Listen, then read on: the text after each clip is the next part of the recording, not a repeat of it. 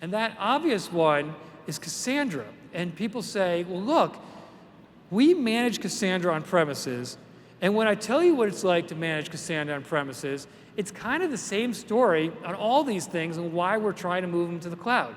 It's hard to manage the hardware, it's hard to manage the software. It turns out it's really difficult to scale up and down, so we all scale up for the peak, so we're sitting on a lot of wasted cost.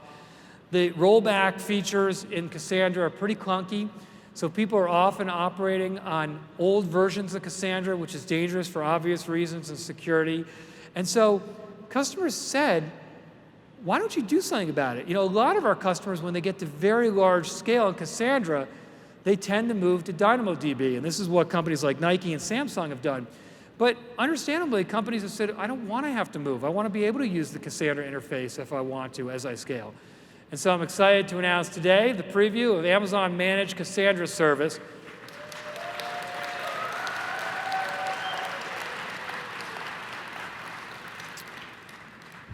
And so with this new Managed Cassandra service, it's compatible with the 3.11 release, no clusters to manage, single-digit millisecond latency with all your workloads.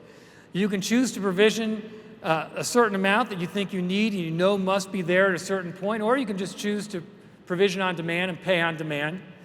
It uses all the same Cassandra tools and drivers, so it'll be easy to migrate your Cassandra workloads from on-premises to the cloud. And then we've integrated it across all of our various AWS platform capabilities so you can use it as part of the platform. So I'm excited to give Cassandra users this capability today.